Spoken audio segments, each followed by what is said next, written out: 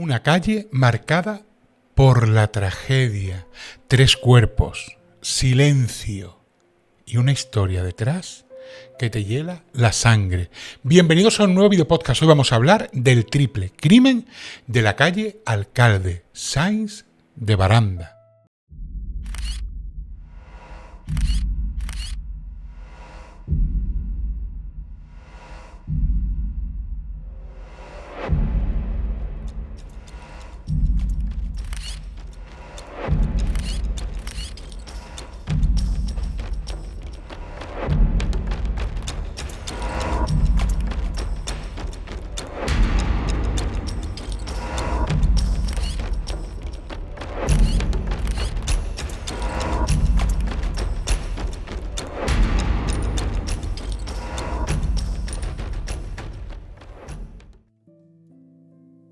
Hoy vamos a adentrarnos en ese tipo de crímenes que me habéis pedido muchas veces, esos crímenes históricos. A ver, no es histórico de antiguo, como por ejemplo uno al que haremos referencia y que hicimos un video podcast en este canal, que por cierto es uno de los vídeos más vistos del canal y no me lo esperaba, sinceramente.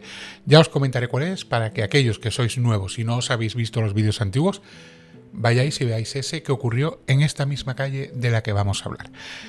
Quiero decir, con que no es un crimen excesivamente antiguo o excesivamente clásico. Es un crimen de los años 80 y concretamente de finales de los 80, o sea que no hace tampoco tantísimo tiempo.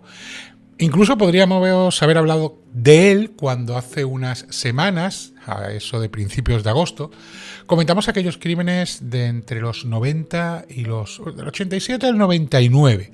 Lo que pasa es que no encaja en ese perfil, porque en esos vídeos hablábamos sobre todo de crímenes de chicas jóvenes que tenían una connotación sexual y este crimen no tiene absolutamente nada que ver con eso. Por cierto, por aquí os dejo el enlace al video podcast de lo de los crímenes de los 87 al 99, que hay 2 partes, pues os dejo el enlace al primero y de ahí si queréis vais y veis el segundo. Os voy a narrar un poquito el principio, os voy a narrar lo que sucede, luego conoceremos a las víctimas, a los victimarios, la investigación, todo lo que hay detrás, pero quiero transportaros a esa década de los 80, un martes 26 de enero de 1988. Nos vamos a ir a la calle Alcalde Sáenz de Baranda. Es una calle, ahora os hablaré un poquito también del barrio, pero bueno, es una calle de bien, una calle que está muy cerca del Retiro y concretamente nos vamos a ir al número 50. Son los típicos bloques donde hay porteros de toda la vida, o sea, gente física, no un porterillo electrónico. Y en ese edificio pues hay una portera llamada María Doñoro.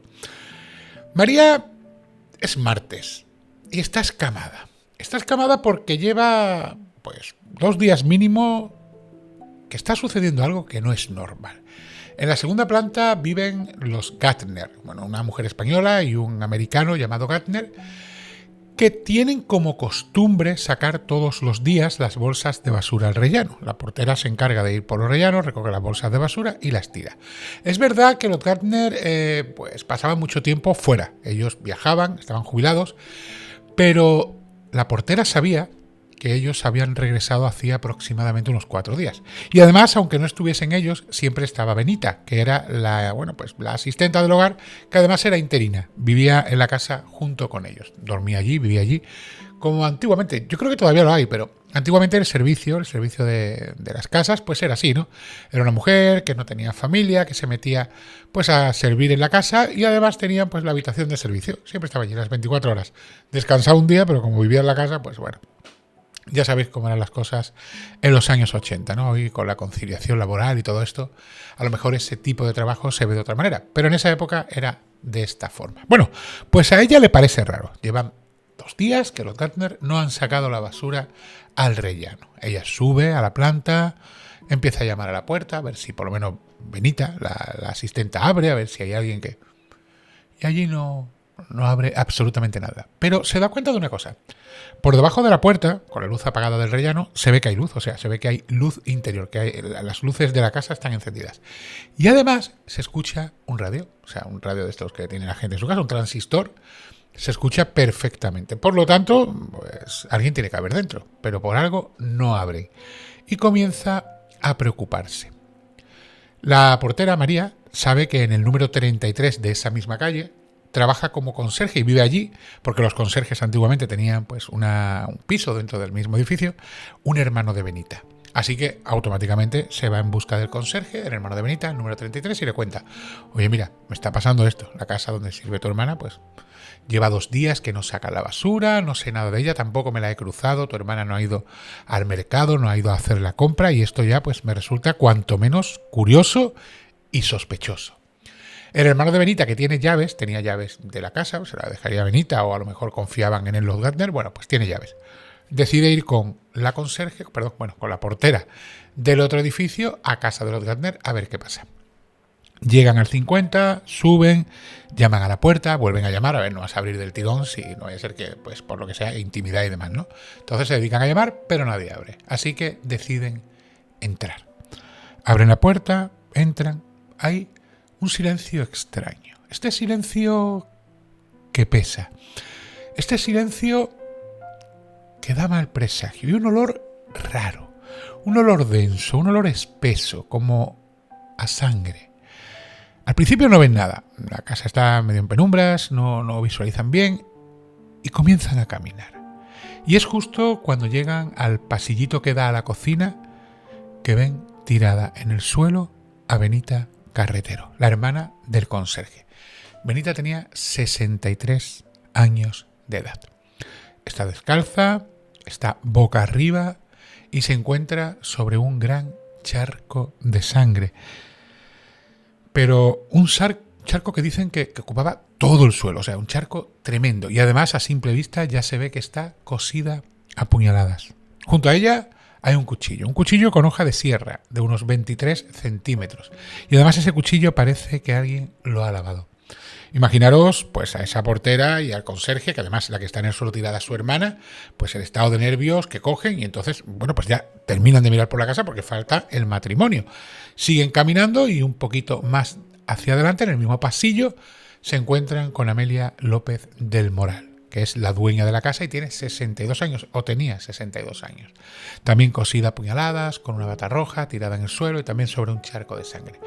Siguen mirando por la casa y en un comedorcito, en una sala cercana a la habitación del matrimonio, encuentran tirado en el suelo a William Gardner, un ingeniero americano de 67 años. Este está caído y lleva unos pantalones marrones y una camiseta de cuadros. Esto será importante porque ahora os contaré por qué. Hay un mueble que está tirado, hay la alfombra sobre la que este hombre estaba tirado que está arrugada. En fin, parece ser que no había sido un crimen limpio, sino que por lo menos William se había intentado defender, había presentado algo de batalla. Como digo, hay 3 víctimas y lo que más llama la atención es que están literalmente cosidas a puñaladas. Es más, de Benita se dijo que tenía más de 20 cuchilladas. Y las tienen sobre todo en el abdomen, el cuello, las manos, en fin, algo totalmente sin sentido.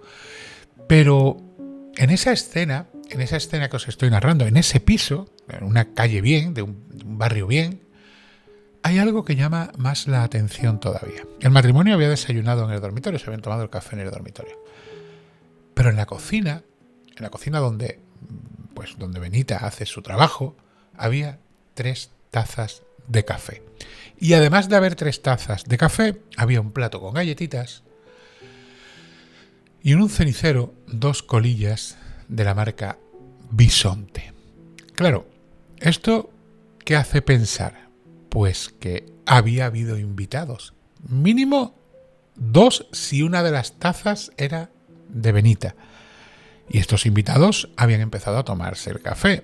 Y estos invitados se habían comido unas galletitas. Y estos invitados tenían que ser los que habían acabado con la vida de las 3 personas. De Amelia, de Benita y de William. Hay un testigo vivo en la casa. El único ser vivo que queda en la casa. Y es el canario. Es el único que ha sobrevivido a esa matanza. Imaginaros la escena. Años 80, una casa en un barrio, pues, cuanto menos seguro. La gente sube, la portera se da cuenta que los dueños de la casa no están haciendo sus rutinas, no se ha cruzado con la asistenta. Y cuando entran, descubren el horror. Pero el horror que había tenido que nacer dentro de esa casa, porque no hay indicios de que naciese de fuera. Ahora os voy a contar la escena del crimen, os voy a narrar cómo está todo y os voy a contar, sobre todo, cómo se llega a los victimarios. Aunque antes de todo eso, dejadme contaros una cosita. Es la calle Alcalde Sáinz de Baranda. Es una calle ancha, una calle residencial. Está muy cerquita del Retiro.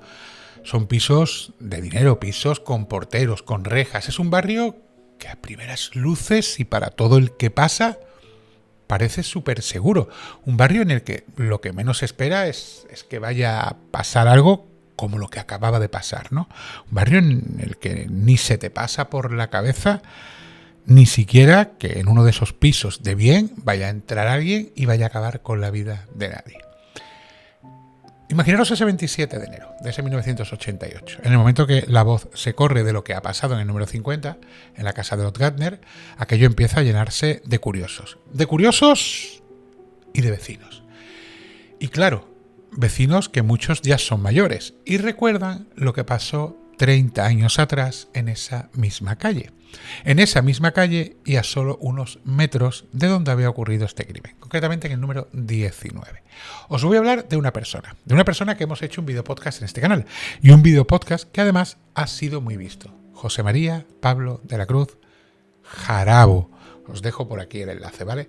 Ya sabéis, este hombre era el típico señorito madrileño de familia bien, de colegio de pago, que bueno, se emigró con sus padres, luego se volvió a España, le pedía un dinero a su madre que se lo pasaba, termina pues medio liado con una mujer inglesa, esta le da unas joyas, él las empeña para sacar un dinero, luego ella le pide que se las devuelva y entonces comete una serie de crímenes contra los prestamistas que se habían quedado con esas monedas, con esas alhajas. No sé si os acordáis, pero en la calle, en esa misma calle, en la calle Alcalde Sáinz de Baranda, en el número 19, acabó con la vida de Félix López, que era el socio del otro prestamista. Claro, ¿qué pasa? Que Jarabo venía de la calle López de Rueda, de acabar con la vida no solo del prestamista, sino del prestamista, de la mujer del prestamista y de la asistenta del prestamista. O sea, un crimen muy parecido al que teníamos entre manos. Misma calle y 3 víctimas, en realidad fueron 4 porque a Félix lo mató en la tienda, pero 3 crímenes muy parecidos, ¿no? Los señoritos de la casa y la asistenta. Que por desgracia las asistentas al final tienen la malísima suerte de estar en el lugar incorrecto en el momento menos oportuno. Vamos a hablar un poquito de las víctimas. La casa es una casa heredada. Estaba reformada del verano anterior. Además estaba muy bien montada, o sea, tenía tapices, bueno, como se decoraban las casas en los años 80, ¿no? Yo no sé si os acordáis, pero yo recuerdo la casa de mi abuela. Mi abuela tenía un tapiz que no sé, os lo juro de verdad, mi abuela murió en el 2024, pero ya el tapiz desapareció de casa de mi abuela hacía muchísimo tiempo. Pero mi abuela tenía un tapiz en la salita, que era de un... Yo lo recuerdo, pero yo era pequeño. Un tapiz inmenso, un tapiz que cogía toda la pared y era pues unos tigres y una selva. Y yo era pequeñito y me encantaba por los colores vivos que tenía y tal, ¿no? Pero no sé qué fue de ese tapiz. No sé si lo regaló o si una vez que murió mi abuelo se deshizo de él porque estaría harta de lavarlo, de limpiarlo, no sé. Pero recuerdo perfectamente ese tapiz en la pared. Entonces era muy típico en los años 80, los años 70, pues tener tapices, ¿no? O sea, si tenías bastante pasta, pues eran tapices de seda, de gente de bien, y si tenías menos dinero, pues eran tapices más, bueno, pues más normalitos. Yo creo que el de mi abuela fue un regalo que le hizo a alguien, no recuerdo por qué. Bueno, pues como digo, la casa estaba recién reformada. Es lo que se solía decir una casa muy bien montada, una casa de alto standing.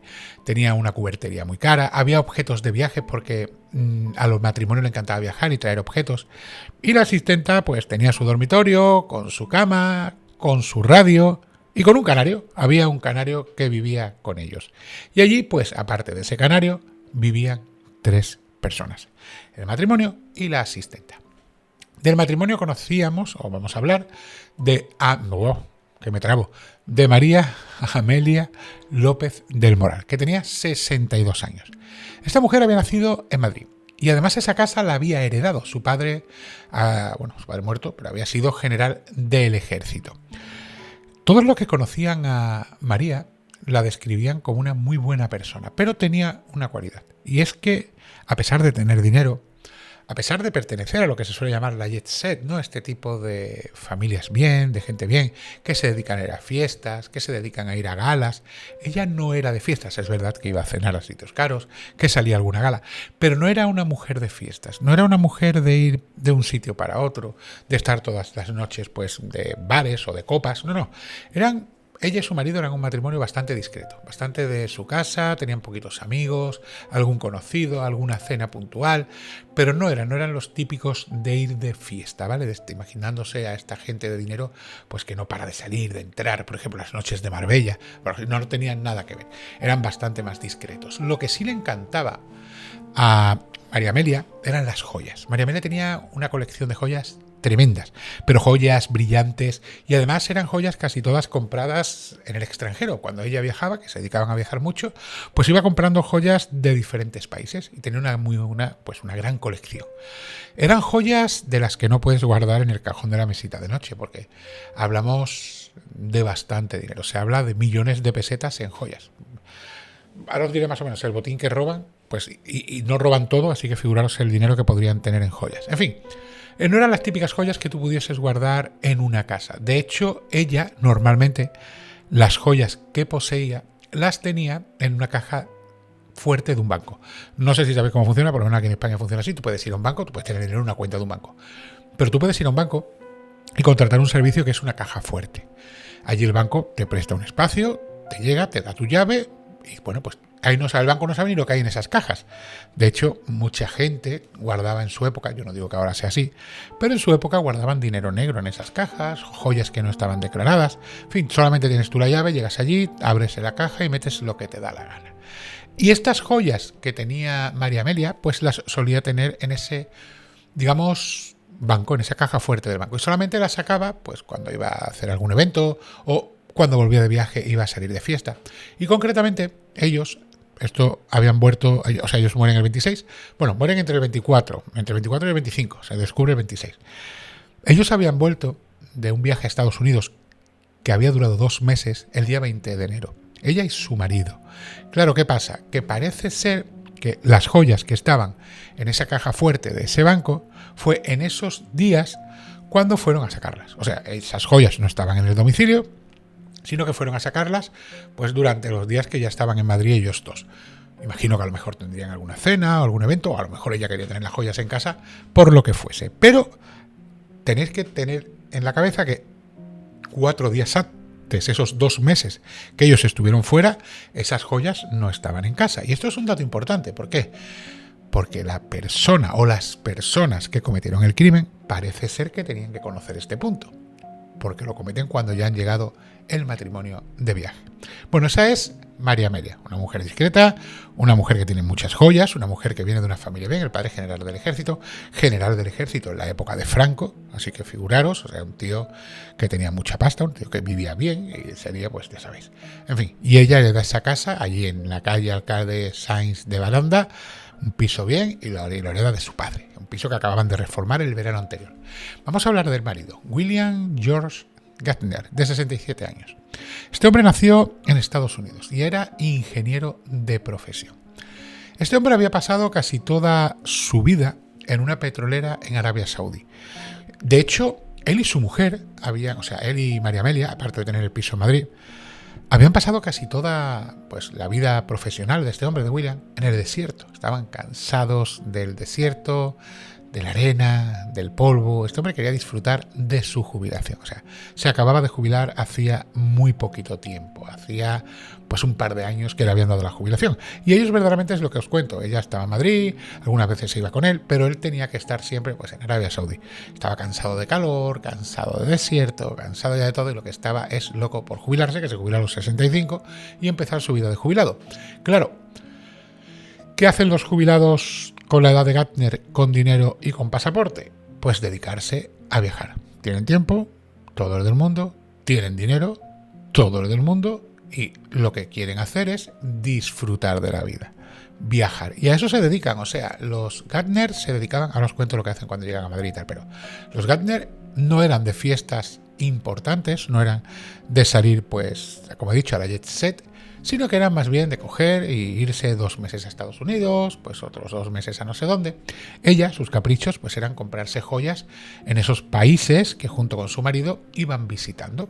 Joyas que luego, cuando llegaba a Madrid, pues las guardaba en una caja fuerte de un banco. Y joyas que de vez en cuando, pues sacaba porque tendría algún evento, porque querría ir a algún sitio, porque iba a salir, porque yo qué sé, porque las sacaba. Pero las joyas realmente muy rara vez estaban en el domicilio. ¿Coincidió que estaban? Sí. ¿Que no estaban siempre? Sí.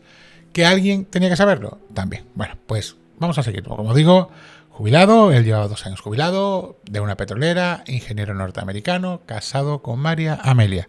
Y los jubilados, ¿qué hacen cuando están en Madrid o cuando están en su casa o cuando llegan de un viaje? Viene de viajar y llega a su casa de Madrid.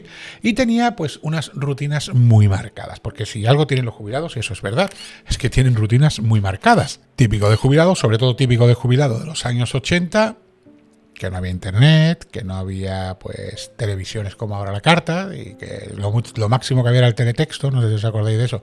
Oye, que todavía hay televisiones que tienen teletexto. Yo tengo un tío que lo consulta cada 2x3, digo, yo no está antiguado. Teletexto, eso que te metías y con unos numeritos ibas a unas páginas. Bueno, pues vamos a ver. ¿Qué hacían los jubilados de esa época? Pues por la mañana, cuando se levantaban temprano, bajaban y compraban la prensa. Y Gardner tenía la manía de comprar siempre la prensa justo en la tienda, o en la tienda de prensa, en la prensa, se llama así, que había justo enfrente del bloque donde vivía, ¿no?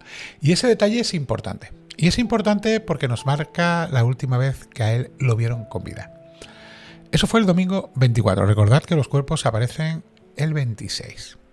Bueno, pues el martes 26. El domingo 24, Gardner bajó a comprar el periódico, bajó con la misma ropa que fue encontrado, con ese pantalón marrón, esa camiseta de cuadros, y además bajó con Amelia. Dicen que estaba normal, tranquilo, bajó, se dirigió a la prensa, compró su periódico, el que compraba todos los días, se lo puso debajo de la axila y se fue con su mujer hacia su piso. O sea, lo único que hicieron fue bajar, comprar el periódico y marcharse a casa. Claro, lo primero que tienes que mirar es si este hombre a lo mejor tiene algún enemigo, pero era un hombre sin enemigos, un hombre que no tenía negocios turbios, que no tenía una doble vida, que todo el mundo hablaba y lo catalogaba como de buena persona. Entonces, jubilado normal, jubilado que llevaba toda su vida fuera de España porque había estado trabajando en Arabia Saudí, que es verdad que iba y venía, cansado ya del desierto, y que ahora que estaba ya pues en su edad dorada, en la tercera edad, como se llama ahora, pues se dedicaba a viajar con su mujer. Y cuando estaba en Madrid, pues tenía sus rutinas. Tenía su cafelito en su dormitorio con la asistenta, bueno, la asistenta llevaba el cafelito, y luego pues bajaba a comprar su periódico. Y luego tenemos a la tercera víctima, Benita Carretero Martínez, de 63 años. A diferencia del crimen de Jarabo, en el que la asistenta realmente ella es un daño colateral, porque al final Jarabo no va buscando a la asistenta, sino que va buscando al dueño de la casa, y eso hace que, bueno, pues que mate a la asistenta, que mate a la mujer del dueño. En el caso de Benita es distinto, porque Benita es el caballo de Troya. Benita es la persona que van a usar para entrar en el domicilio. O sea, aquí no es, el crimen no va por los dueños de la casa. Quiero decir, el crimen no está ocasionado por un rencor, una envidia, un odio, un robo de alguien que conozca directamente a los dueños. No.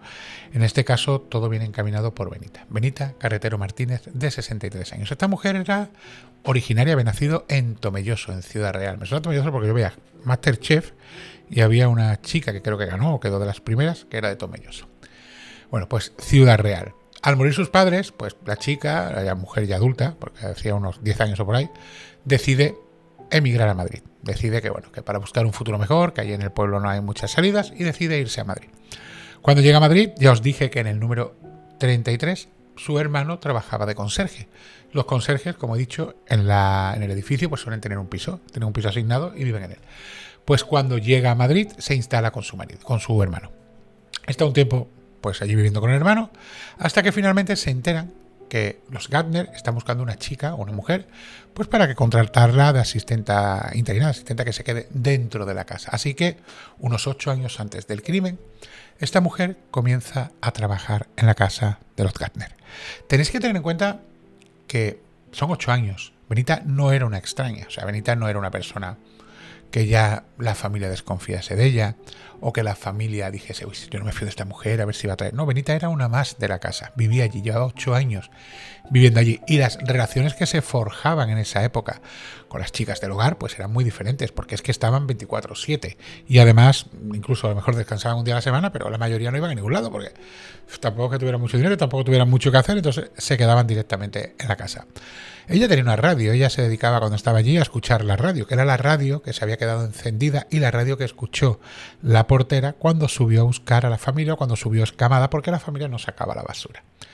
Lo bueno que tiene este tipo de relaciones, lo bueno y lo malo, ¿no?, es que al final la asistenta termina conociéndolo todo, conoce el humor del matrimonio, pero también conoce los horarios, las rutinas, y lo malo muchas veces es a quién hablas o a quién le cuentas, ¿no? ¿A quién le cuentas estas rutinas? ¿A quién le dices a lo mejor, uy, pues mi jefa tiene una colección de joyas curiosa, ¿eh? Una colección de joyas bastante importante, que la trae, bueno, pues cuando viene de viaje, se pasa por el banco, la trae a casa. O a quién le dices, pues mi jefe tiene dinero en dólares en casa y tiene bastante dinero allí en metálico, pues para sus amigos y tal, pues el tío maneja dinero, ¿eh? Quiero decir, muchas veces el servicio tiene que tener cuidado porque no sabes a quién le puedes contar según qué cosas.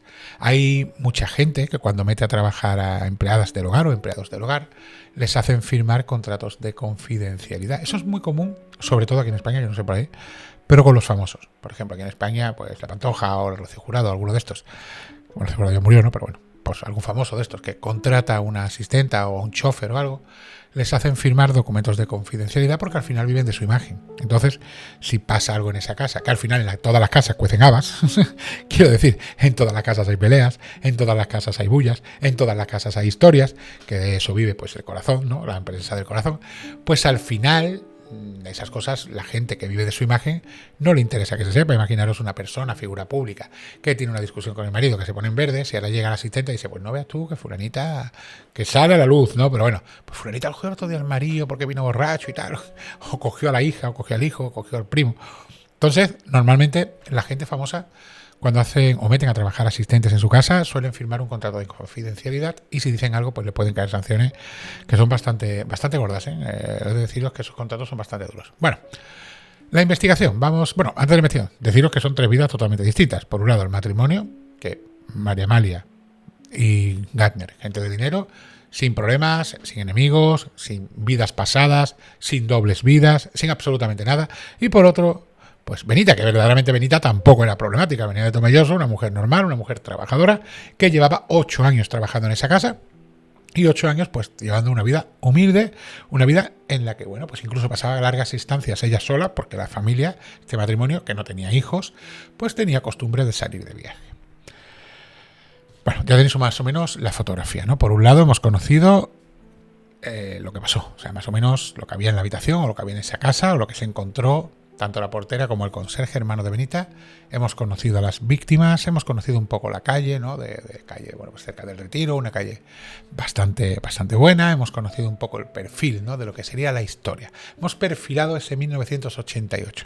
Quiero que os hagáis una idea de esas calles, esa revolución. El 88, igual que toda la década de los 80, fue una década complicada. Ahora os diré por qué. Pero fue una década de revolución en Madrid también. En Madrid salió lo que se conoce en la década de los 80 como la movida madrileña. Noches, fiestas, drogas, música. Salieron muchos artistas de esas fiestas, de esa movida madrileña. Artistas que luego pues han sido súper famosos, ¿no? Directores de cine como Almodóvar, Palasca, por ejemplo, como cantante, Antonio Banderas como actor internacional, yo qué sé, hasta Penélope Cruz, en fin, han salido montones de famosos, Miguel Bosé, bueno, montones de famosos que salieron de aquí de España de esa movida madrileña, ¿no? Pero hay que entender que, bueno, pues también tenía su trasfondo y los años 80 tuvieron su lado oscuro, del que os hablaré ahora, que hemos hablado muchas veces de ese lado oscuro. La investigación, o mejor dicho, de la investigación, cuando llega, se encarga el grupo de homicidios de la Brigada de la Policía de Madrid, y concretamente la perteneciente al Juzgado de Instrucción número 1.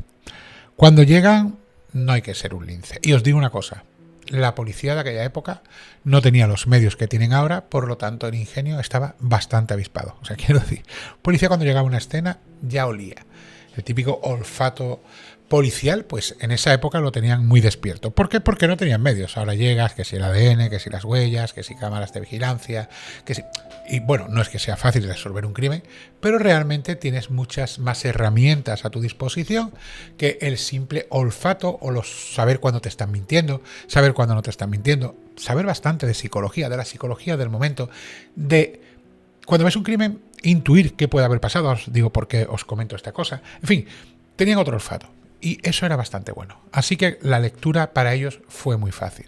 Cuando llegan, lo primero que descubren es que los asaltantes, lógicamente, eran conocidos. O bien conocidos del matrimonio, o bien conocidos de Benita, o bien alguien o gente que se hizo pasar por conocidos. Pero lo que estaba claro es que habían entrado porque los habían dejado entrar. Las puertas o la puerta, no sé si la puerta, porque muchos de estos pisos tienen dos puertas, una de servicio y una de normal, de la gente que vive allí, la de servicio, por donde reciben pues las compras, entran las asistentes, la gente se viene a reparar algo, los obreros, en fin.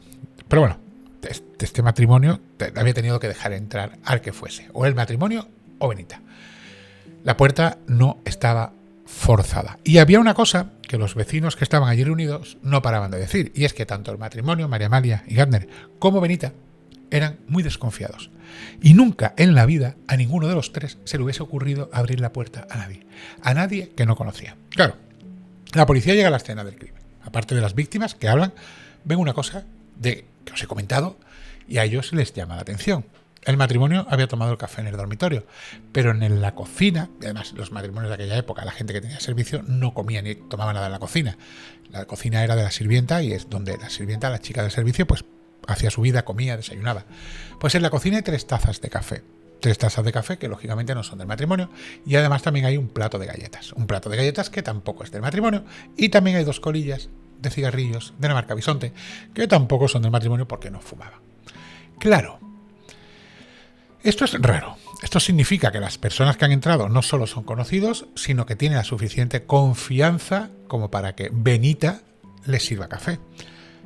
Posiblemente una de las tazas era de ella, por lo tanto se cuenta que habían entrado mínimo 2 personas. 2 personas que habían sido invitadas a tomar café aquella mañana. Lo que sí ven es que hay cajones registrados y joyas que faltan. Y esto es curioso, porque hay algunos lotes de joyas, porque María Amalia tenía varios lotes, además los tenían certificados y sabían cuáles eran, y esto es importante también. Bueno, pues hay algunos que se han quedado sobre la cama, tirados por el suelo. Faltan muchas, pero hay muchos que no faltan. Luego se han llevado dinero en metálico en dólares. En total se calcula que se habían llevado un botín de aproximadamente entre 4 y 6 millones de pesetas, o sea, unos 20.000 euros, entre 20 y 30.000 euros aproximadamente. O sea, fijaros el dinero que había en esa casa en joyas, ¿eh? Claro, pero ¿por qué no se lo habían llevado todo? Además, si os fijáis, y esto la policía lo descubre en un momento, nada más que ver la escena, es lo que os decía, ¿no? Tenían ese olfato policial, ese olfato que falta ahora a lo mejor muchas veces, pero ellos ya lo tenían. Descubren que la persona o las personas que han cometido ese crimen estaban nerviosos. O sea, no eran ladrones profesionales, no era gente acostumbrada a robar. No iban, sabían lo que había, sabían que iban a conseguir dinero, pero no se llevan todos, sino que van como locos, no van como en estado de nervios, en estado de estrés, en estado de mono por la droga, ese montón de puñaladas, ese montón de registro y dejarte cosas por delante, salir corriendo, olvidándote parte de las joyas. Eso hace pensar que esta gente que había cometido el crimen y el robo, lógicamente, porque era un crimen y un robo, pues era gente que no estaba acostumbrada ni a cometer crímenes ni a cometer robos. O sea, era gente que vendría de algún mundo, algún submundo, que conocían a Amalia o conocían a Gardner o conocían a Benita, porque todavía no sabían quién eran los sospechosos, pero que lógicamente no eran ladrones profesionales, ladrones que estuviesen con un plan prefijado. Fue algo que salió corriendo, que lo iban a hacer, pero fue rápido, nervioso, en estado alterado, en fin, una cosa típica del yonki de la época, por decirlo de alguna manera. No eran profesionales, pero, por ejemplo, habían limpiado un cuchillo. Pero habían limpiado un cuchillo, que es el que estaba cerca del cuerpo de Benita, y sin embargo habían dejado otro cuchillo lleno de sangre en el cuarto de baño. O sea, tampoco tenía mucho sentido. Encontraron una huella palmar, una semihuella, no estaba completa, en uno de los muebles. Pero como digo, esa huella no estaba completa. En fin, la escena del crimen hablaba prácticamente por sí sola. Y la historia que contaba era una historia caótica. O sea, Una historia caótica en el sentido de un robo acelerado, un robo por gente que no se la ve profesional, un robo por gente que por algún motivo o alguna circunstancia estaba en un estado alterado de conciencia o en un estado muy nervioso, y todos sabemos lo que había en los 80, tema de las drogas, ¿no? Los 80, yo siempre lo digo, es lo que os he dicho antes, ¿no? Hay mucha gente que lo llama la generación perdida. Muchísima gente cayó en la heroína, cayó sobre todo en la heroína, la cocaína también, pero la heroína era lo que en los barrios pobres pues más circulaba, ¿no? Tú veías a esos, bueno, pues jóvenes, eran muy jóvenes, hablamos de gente de 20, de 18, de 25 años, o sea, gente... Yo he tenido amigos míos del colegio, que luego los veía, a lo mejor con 16, 17 años, y se metían en las drogas. Y yo conozco a uno, no voy a decir el nombre, lógicamente, que estaba en el colegio conmigo, y hacía muchos años, ¿no? Pero cuando tenía yo 20 o 25 años, recuerdo que me lo crucé en el barrio, y estaba de cartonero. Cartonero, entonces ibas con un carrillo de estos de madera, cogiendo los cartones que la gente tiraba a la basura, pues para poder revender. Y era un chavalín. Este chavalín del que hablo había quedado huérfano, había perdido a su madre, vivía solo con su padre, y se ve que se metió pues en tema de drogas y acabó, ya te digo, de cartonero en el barrio. En el barrio nuestro siempre hubo un cartonero, muchos años, que ese hombre pues estuvo allí pues desde que yo era chico hasta que casi me fui del barrio, luego me enteré que murió con el tiempo. Pero se ve que este chaval que estuvo conmigo en el colegio, pues acabó en las drogas. Y en mi mismo bloque había gente que también se enganchó, y en fin, la década de los 80 fue una década bastante complicada, ¿no? Y ibas por las calles y veías en los soportales la gente con las jeringuillas, había jeringuillas casi por todos los sitios. Fue una época también cuando empezó todo el tema del SIDA, la gente empezó a coger mucho miedo, te asaltaban por la calle los yonkis, ¿no? Con las agujas. Y te amenazaban con pincharte con la aguja porque decían que tenían el SIDA, que te iban a pegar. En fin, fue una época muy, muy oscura. Yo recuerdo, por ejemplo, mi abuela vivía en un barrio, yo vivía en un barrio también de bloques y tal, pero de mi abuela, por ejemplo, que era, y de mi abuela el mejor barrio que el mío, pero era un barrio de estos que tienen los bloques que vas pasando de bloque en bloque, que es todo peatonal, y entonces los bloques están como ocultos, ¿no? Y te daba miedo, de hecho a mi tía la atracaron con el novio y les sacaron una navaja y una jeringuilla y les atracaron, y en fin. Había esa inseguridad que daba la droga. Ahora hablamos mucho de inseguridad, pues os puedo asegurar que en los 80 había una inseguridad muy grande. Y claro, el tipo de robo que cometían estas personas era ese tipo de robo, un robo nervioso, un robo característico, un robo que la policía de la época, cuando lo veía, sabía que probablemente ese robo venía de gente que estaba enganchada a la heroína. ¿Por qué? Porque eran robos que no tenían una consonancia, no eran robos con una consecución lógica, ¿no? Porque si tú vas a una casa como la de María Amelia, Gardner y Ebenita y vas a robar, sacas las navajas, los amenazas, le pides que saquen todas las joyas, coges todo el dinero, llevas un macuto para llevártelo todo, incluso si vas a acabar con sus vidas, acabas con su vida de una forma más limpia, los amarras, los amordazas, le puedes sacar incluso más de lo que luego vas a encontrar registrando. O sea, son más metódicos. Cuando se roba gente de dinero, que hay robos, ¿no? Hay bandas que se dedican a entrar en chalets y en parcelas de gente de mucho dinero, y cuando se roba gente de dinero la metodología es muy diferente.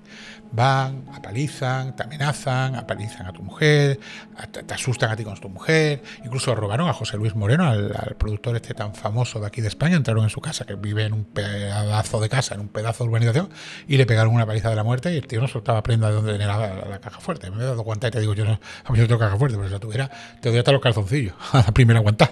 Pero bueno, este hombre aguantó el tiro. Lo que quiero decir que la metodología de un robo a gente de dinero es muy diferente a la metodología que emplea, por ejemplo, un enganchado, un yonki. Y la policía de la época, que por desgracia no tenía esos medios y se basaba sobre todo en escuchar, porque eso sí lo hacía muy bien, escuchaban mucho. De hecho, se dieron cuenta, ¿no? Sabían que la familia no abría la puerta a extraños. ¿Por qué? Porque lo decían los vecinos cuando estaban allí congregados en esa reunión, en ese momento de curiosos de, hostia, han matado a los Gardner, mira, no sé qué. Yo me imagino ese portal, ese bloque de pisos, pues se llenó de gente y aquello sería un hervidero, uno diciendo una cosa, otro diciendo otro.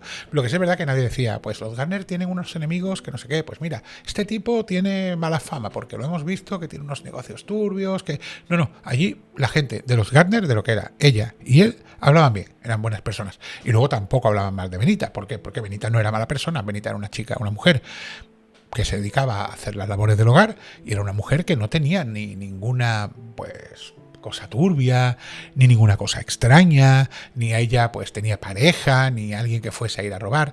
Tenía el hermano que vivía en el bloque 33 de conserje. En fin, eran una familia muy conocida. No eran muy sociables, eso sí es verdad que lo decía la gente. Los Gardner no son una familia sociable. Típico que te saluda, que si se te encuentra en una cafetería contigo se toma su café y habla contigo, pues de lo que sea, del fútbol, del tiempo, de lo que sea. Pero no son los típicos que hacen amistad con los vecinos y los meten en sus casas y los domingos hacen una paella. No, no son ese tipo de familia. Eran una familia que vivían para ellos. Era un matrimonio jubilado que se dedicaba a viajar, a vivir la vida. Y eso es complicado porque, claro, ¿quién los quiere matar? Porque lo primero que piensas es, hostia, pues van a por ellos, ¿no? Porque no van a ir por la asistenta a fin de cuentas. Pero claro, aquí el problema es la asistenta, que habla más de la cuenta igual, y a lo mejor habla más de la cuenta con gente con la que no debe hablar, no porque lo haga queriendo, porque tú le puedes contar a tu hermano, hostia, pues mira, pues yo que sé, vas a tomar café a casa de tu hermano el día que descansas y le cuentas, oye, pues no, oye, ¿tú cómo te vas a la casa? Pues en la casa que sirvo me va muy bien, porque mi jefa, porque mi jefe. Y ese es el problema, lo que cuentas, a quién se lo cuentas y cómo lo cuentas, y sobre todo, quién puede estar escuchando, o a lo mejor tu hermano luego, cuando le has contado eso, a lo mejor en la sobremesa luego con más gente, hostia, pues mira, está aquí mi hermana, me ha dicho que su jefa, tía, tiene por lo menos 5 o 6 millones o 7 millones de pesetas en joyas en su casa, y además me ha dicho que el marido siempre tiene dólares y siempre tiene cash y siempre, fíjate, si nosotros tuviéramos ese dinero, tal. O sea, quiero decir que no se hace con mala intención, pero al final es una bola de nieve que va de un lado a otro corriendo y no sabes nunca a qué oídos puede llegar. En todo esto había un detalle curioso que ya os he mencionado, y es que los Gardners habían llegado el día 20, o sea, habían llegado pues 4 días antes del crimen, o si queréis 6 días antes de que apareciesen los cuerpos, y habían llegado de pasar 2 meses fuera, 2 meses en Estados Unidos. Hasta ese momento en la casa no había joyas. Las joyas llegan a la casa en el momento que los Gardner llegan a la casa. Así que había una cosa, o mejor dicho, había una circunstancia que era clave. Y es que los asesinos, lógicamente, sabían perfectamente que las joyas llegarían a la casa cuando los dueños de la casa volviesen. Por lo tanto, esto confirmaba la teoría de la policía de que eran gente conocida. El 28, todos los periódicos ya de la época abren con la noticia de, bueno, pues asesinato, triple asesinato en la calle, no sé qué, no sé cuánto, lo típico de los periódicos de la época del caso y de todo esto, ¿no? Ese mismo día se procede al entierro de Benita, se hace la comitiva, ¿no? Esta que se va con el féretro y tal, hasta el cementerio de Socuellos, creo que se llama, el cementerio.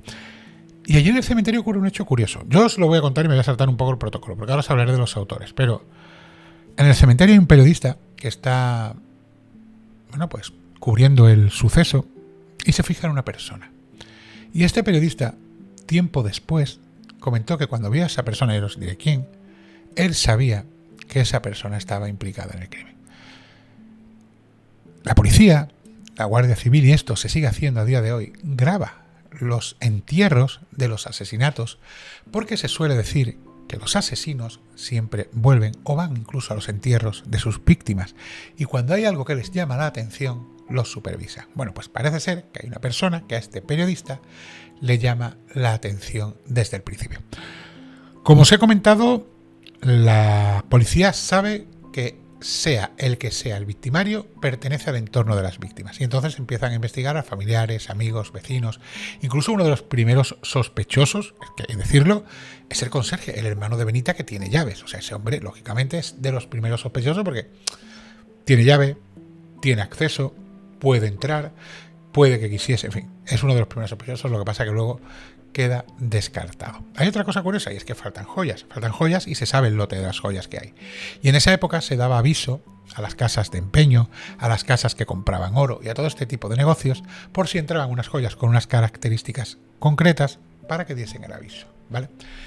Pero bueno, lo primero que se hace es descartar a familiares y amigos de los Gardner. Por ahí no van bien. O sea, la policía se da cuenta de que los familiares de los Gardner y los amigos de los Gardner, pues ahí hay poco que rascar. Es una familia bien, tienen pocos amigos, no hay enemigos, no hay dobles vidas, no hay dobles negocios, no hay nada turbio. Entonces, ¿qué hacemos? ¿Dónde miramos? Y empiezan a centrarse en Benita. Claro, no en Benita, empiezan a centrarse en la familia de Benita. Pero sobre todo, intentan encontrar un perfil concreto. Ya he dicho que la policía había visto el crimen y sabía que el crimen iba encaminado hacia esa mala vida, hacia esa gente seguramente con adicciones por la forma de las muertes, por el montón de cuchilladas, por el caos de dejarse joyas, de dejarse billetes. Entonces empiezan a investigar a la familia de Benita, pero sobre todo a los familiares que tienen problemas con las drogas, problemas de mendicidad, en fin, familiares que llevan una vida complicada. Ese es, digamos, el punto de partida para la policía. Y finalmente las sospechas recaen sobre una vecina, sobre la hija de Jacinto, un hermano de Benita, que tiene una hija de 20 y pocos años, que es heroinómana. Pero además de ser heroinómana, tiene esquizofrenia. Y no solo eso, tiene un novio que se llama Francisco, que también es heroinómano y que también tiene problemas mentales. En este caso, Francisco tiene epilepsia, que junto con la heroína, pues aquello es una bomba de relojería, tanto para él como para ella. Para ella, la esquizofrenia se le exacerba, o sea, se le pone más alterada con la heroína, y a él la epilepsia pues le provoca más cambios también debido a la heroína. Y ahora ocurre un hecho curioso. Hemos dicho que se habían llevado muchas joyas, y estas joyas, si no las vendes, no vale prácticamente para nada. Las joyas no valen para nada. Y el dinero que se habían llevado, pues se habían llevado en dólares. Tampoco en España en ese momento podías ir a, bueno, ni ahora tampoco, podías ir a comprar nada en dólares. Ahora los tienes en euros, o en aquella época los tenías en pesetas. Se había dado aviso a las tiendas y a los comercios que se dedican al tema de la compra de joyas. Y resulta que hay una persona que va a un comercial en un establecimiento en Vallecas, que se llama Comercial Castellana, y va a vender, mejor dicho, a empeñar unas joyas y a hacer un intercambio de dólares a pesetas. Se da el aviso y la policía identifica a una mujer, a María de los Ángeles Carretero, la sobrina de Benita. La siguen, esta mujer llega al barrio de San Blas con el dinero que ha sacado de empeñar las joyas, y cuando está comprando heroína es detenida. Y junto con ella, al mismo día, es detenido su novio Francisco. En el bloque de ambos, cuando se hace un registro, en uno de los huecos de las paredes, encuentran un cuchillo con el que habían cometido el crimen. Fueron 3 cuchillos y ahora os voy a contar por qué. Recordad que en la escena encontraron 2. Encontraron uno con hojas de sierra que estaba al lado del cuerpo de Benita lavado, encontraron otro en el cuarto de baño manchado de sangre, y ahora encontraron un tercero metido en el hueco de la pared del bloque donde vivía esta pareja. Y además encontraron joyas y billetes en dólares. ¿Quiénes son? María de los Ángeles Carretero. Esta mujer tenía poco más de 20 años, era muy jovencita. Era la pequeña de 4 hermanos, hija de Isidro, que era el hermano de Benita, y ella era la sobrina, lógicamente. En 1986 esta chica pierde a su hermana.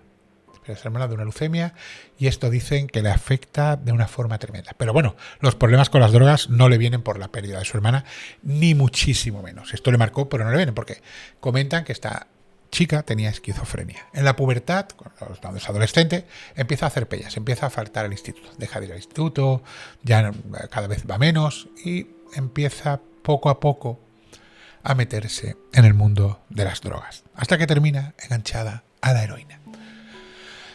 Pero un enganche, o sea, junkie, heroinómana, de las de los 80, de estas que iban por la calle así, con ese mono, y que le daba el síndrome de abstinencia y se ponían fatal y se les caían los dientes, pues ese tipo de personas. Y estamos hablando de una chiquita de 20 años, es que no os penséis que eran gente que tenían 40, 50, no, es que no llegaban, a 40, 50 no llegaba la mayoría, con 20 y tantos, 30 morían, o sea que...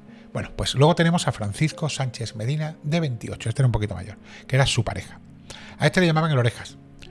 A los 12 años, a Francisco le diagnostican una epilepsia. Y Francisco empieza rápido en el mundo de las drogas. Con 15 años dice que comienza con los porros. Y con 17 ya pasa a la heroína y a la cocaína. En el momento que es detenido, se estaba metiendo aproximadamente 2 gramos diarios. Eso es un dinero. De heroína no lo sé, de cocaína es una pasta. Es una pasta porque la cocaína, pues todavía no sé, en mi época yo recuerdo que tuve amigos enganchados a la coca y creo que les costaba 10.000 pesetas, 60 euros de aquellas, un gramo, pues figuraros 2 gramos diarios, ¿no? Este hombre había estado casado a los 17 años, ¿eh? Este hombre se casó a los 17 años y tuvo un hijo. Tuvo un hijo a los 17 años. Cuando llevaba 6 años de matrimonio, la mujer se ve que no aguantó mucho el tema de que este tipo se metiese de todo y lo termina dejando. Pero Francisco, él tenía antecedentes, había cometido robos y demás y tenía antecedentes. De hecho, era reincidente, ella no, pero él sí.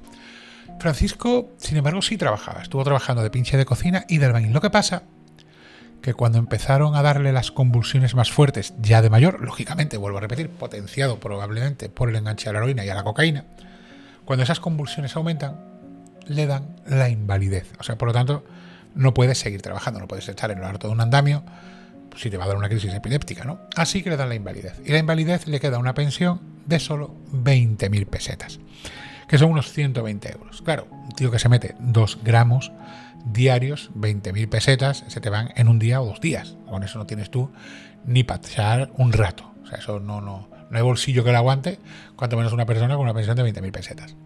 Es curioso porque Francisco estuvo en una cosa que se llama el patriarca y se desenganchó. Estuvo desenganchado de la droga durante 3 años. O sea, estuvo 3 años limpios.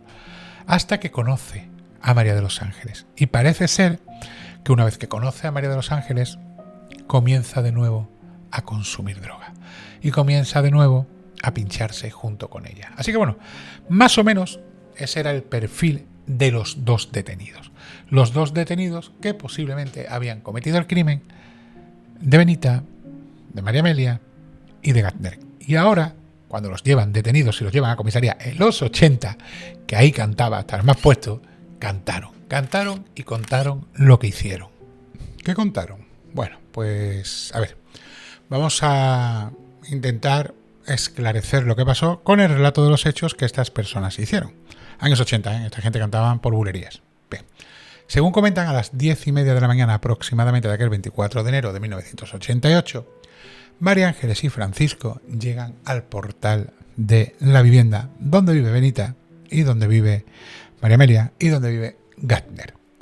Lo curioso es que María de los Ángeles ya había salido de su casa con un cuchillo de sierra de 23 centímetros de hoja metido en el bolso. O sea, nadie va a casa de un familiar con un cuchillo de 23 centímetros si no tienes idea de hacer algo muy malo. Esta mujer llama a la puerta y entonces Benita contesta. ¿Quién es? Y ella dice, Tita, soy yo. Imagino que le diría, ¿no? Tita, soy yo. Bueno, no era la primera vez que iba. Ellos ya habían estado en esa casa, claro. Sabían las rutinas de la familia. Sabían que los Gardner estaban allí y probablemente sabían que las joyas de los Gardner estaban en ese lugar.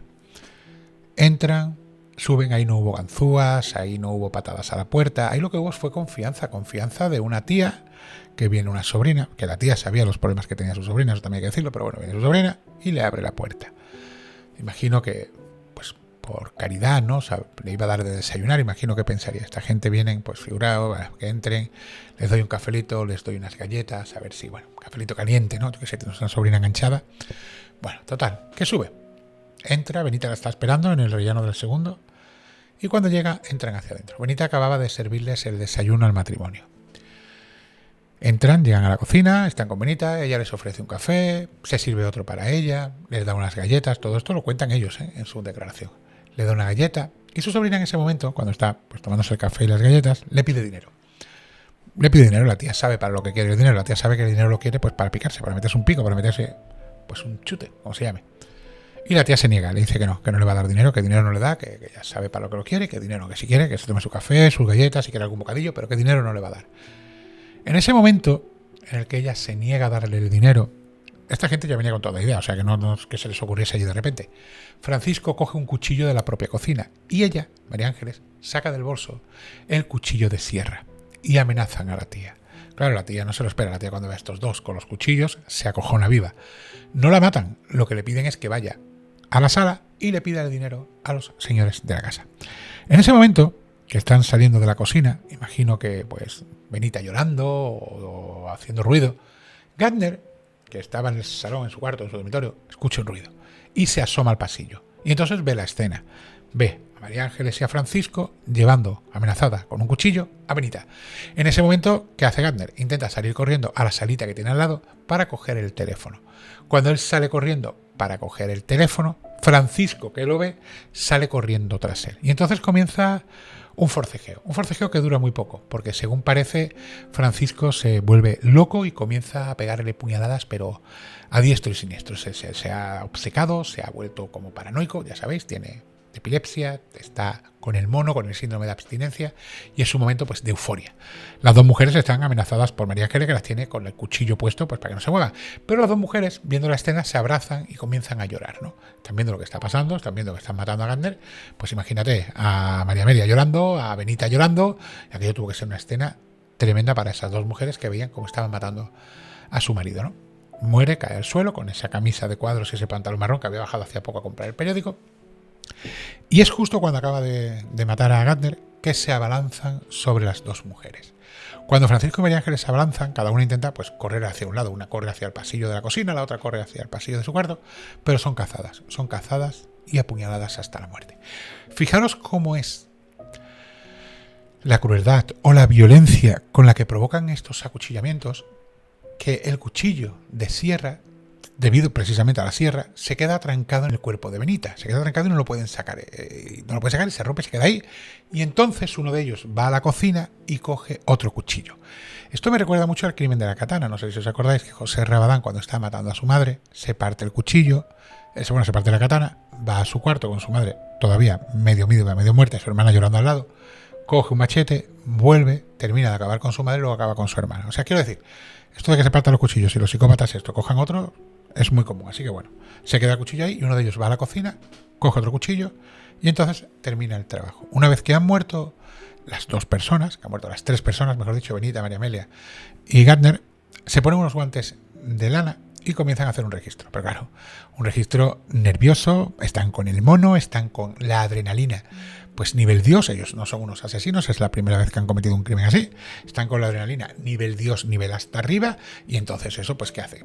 Que cometan esos fallos que la policía había visto. Joyas tiradas por el suelo, joyas que se llevan pero joyas que se quedan, un registro extraño, un montón de puñaladas, como si aquello lo hubiera hecho un loco, o sea, aquello era el escenario del robo de un loco. Así que bueno, más o menos pues es lo que se encuentra la policía y todo venía propiciado por eso mismo, ¿no? Por la epilepsia, la esquizofrenia, las drogas, el síndrome de abstinencia, el mono, en fin, por todo esto.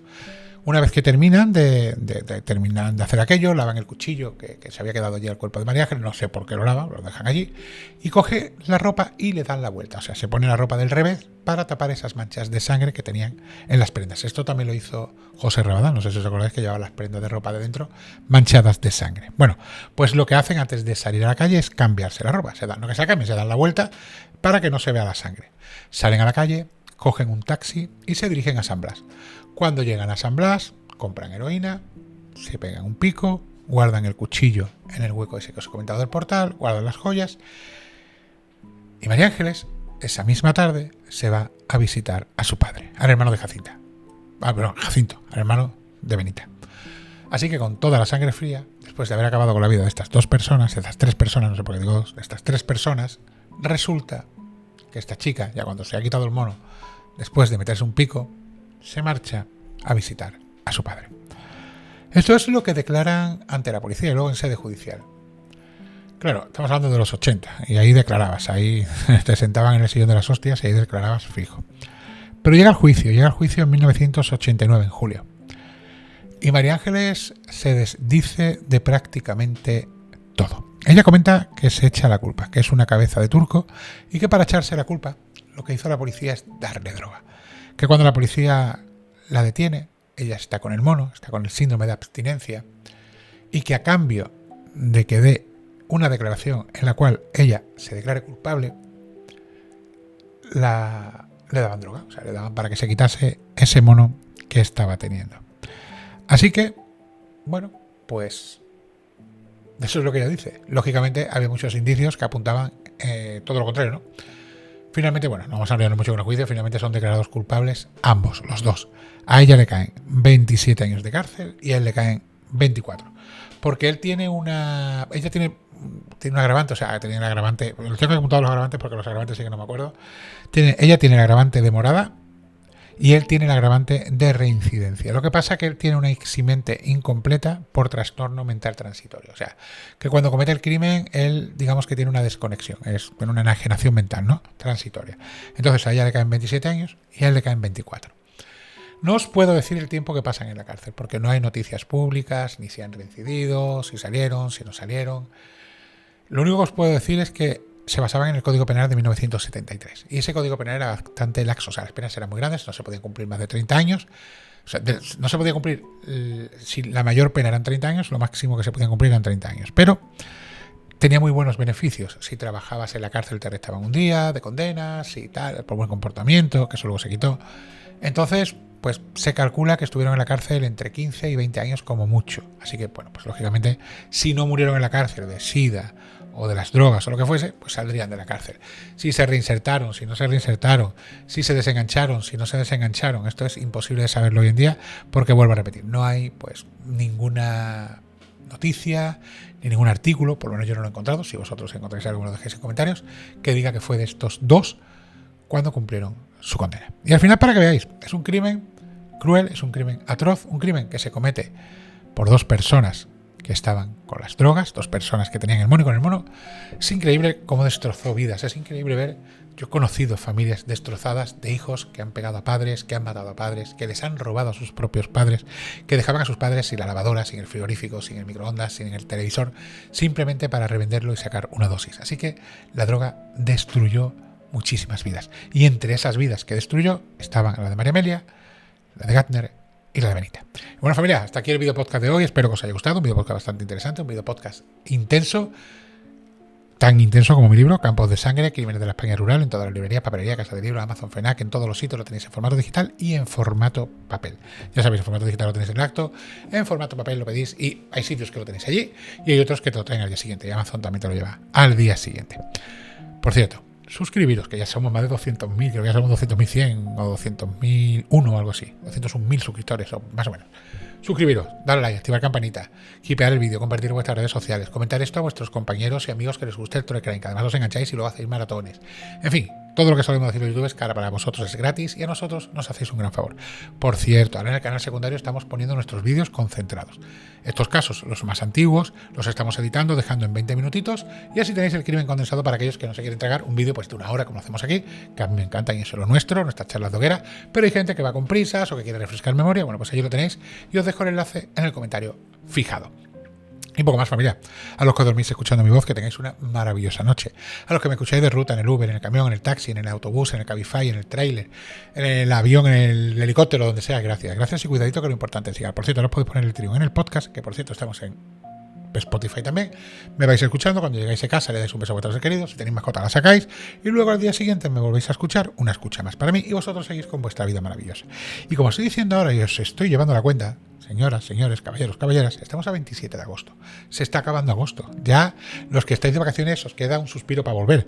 Yo dentro de 2 días, hace 2 meses que volví. Y ya mismo estamos en octubre acordando vosotros que hace 2 meses que volvisteis. Así que disfrutadlo porque es lo que se vive, es el momento. Y por cierto, muchas gracias por darme eso tan importante que tenéis y que nunca vuelve, que es vuestro tiempo. Una casa con 3 inquilinos. Una casa en un barrio seguro. Una casa en un barrio donde no tienen que pasar estas cosas. Una casa donde había una persona que quizás contó de más. Y una casa que fue profanada por gente conocida. Soy Triunarts. Buenas noches.